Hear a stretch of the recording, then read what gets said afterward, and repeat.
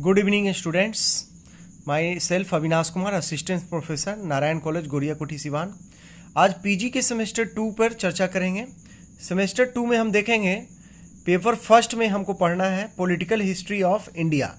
600 BC से 1707 AD तक पढ़ना है। इसमें मतलब 600 ईसा पूर्व से लेकर 1707 ईस्वी तक का इतिहास हमको पढ़ना है। इसका ये पार्ट 1 है और इसमें यूनिट 1 है, फॉर्मेशन ऑफ स्टेट्स। यह हमारा टॉपिक है। जैसे महाजनपद, फॉर्मेशन ऑफ स्टेट्स, राज्य का निर्माण कैसे हुआ, महाजनपद यानी बड़े राज्य कैसे बने, उसके बाद रिपब्लिक एंड मोनार्क ये कैसे बना। तो सबसे पहले जो पॉलिटिकल इकाई हम देखते हैं वो जो है जन के रूप में हमको देखते हैं, जो कि ऋग्वेद के काल में। ऋग्वेद का काल 1500 से 1000 ईसा पूर्व माना जाता है। 1500 से 1000 ईसा पूर्व के बीच में ये माना जाता है ऋग्वेद का काल। और पूरा वैदिक काल जो है वो 1500 से लेके 600 ईसा पूर्व तक का माना जाता है। तो ऋग्वेद में एक कबीले के रूप में जन शब्द का उल्लेख मिलता है। तो एक छोटी पॉलिटिकल इकाई है, एक बहुत बड़ा पॉलिटिकल इकाई नहीं है, कबीलाई समाज है यहाँ पे। फिर धीरे धीरे आगे बढ़ते हैं तो वैदिक काल में यानी 1500 से 1000 के बाद 600 ईसा पूर्व तक जो है ऋग्वेद के अलावा अन्य वैदिक काल जैसे कि यजुर्वेद, सामवेद, अथर्ववेद का काल आता है तो वो चलता है। उसमें थोड़ी सी जो है उत्पादन प्रणाली में परिवर्तन आता है, थोड़ा पहले से ज़्यादा प्रोडक्शन होता है, पहले से पॉलिटिकल इकाई थोड़ी बड़ी होती है और उस काल इस चीज़ को कहते हैं जनपद।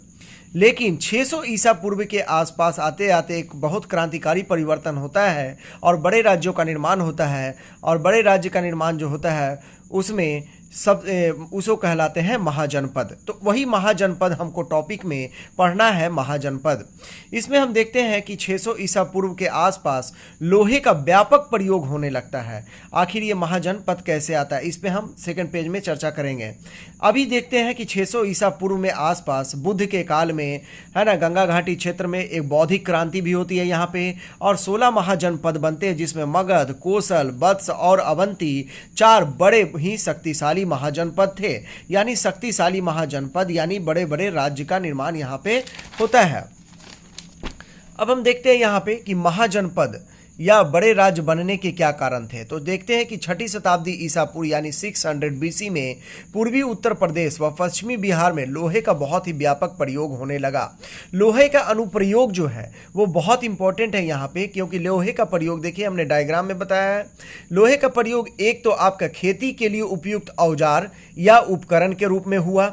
अब देखिए खेती में हुआ और दूसरा जो प्रयोग हुआ वो योद्धाओं के लिए लोहे का हथियार बनाने के रूप में हुआ।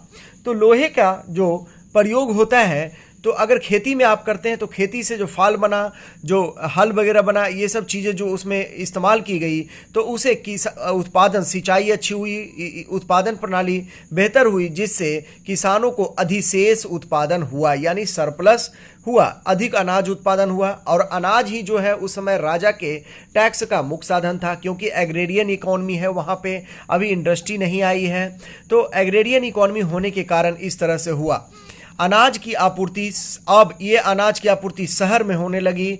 और एक तरफ देखते हैं कि किसान जब अधिशेष उत्पादन तो किया ही, साथ ही साथ किसानों में जब एग्रीकल्चर, जब ज़मीन से ज़्यादा उत्पादन होने लगा तो अधिशेष उत्पादन से किसानों में ज़मीन से लगाव की प्रवृत्ति बढ़ी, जिससे उनके प्रति प्रादेशिकरण की भावना, रीजनल जो है मतलब रीजनलिटी बढ़ने लगी।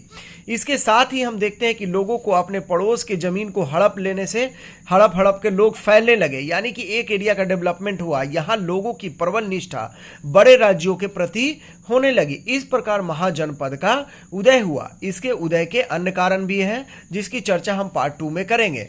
इसके अलावा जो लोहे का हमने देखा खेती में, खेती से हमको अब तक क्या क्या चर्चा हुई, अधिशेष उत्पादन हुआ। अधिशेष उत्पादन राजा को टैक्स के रूप में मिला। अधिशेष उत्पादन से क्या हुआ, ये जो है अधिशेष उत्पादन राजा को टैक्स के रूप में अधिक अनाज मिला, तो वो बड़े बड़े राज्यों के निर्माण के लिए मतलब उसके लिए एक आर्थिक संसाधन बना। उसके बाद हम लोहे का प्रयोग देखते हैं कि योद्धाओं के लिए लोहे के हथियार वगैरह बने। तो इस प्रकार हम देखते हैं कि महाजनपद जो है कैसे बना। जनपद, महाजनपद बनता है। इस प्रकार बड़े बड़े राज्य बनते हैं, जिसमें 16 महाजनपद उत्तर भारत में और दक्षिण भारत में एक था।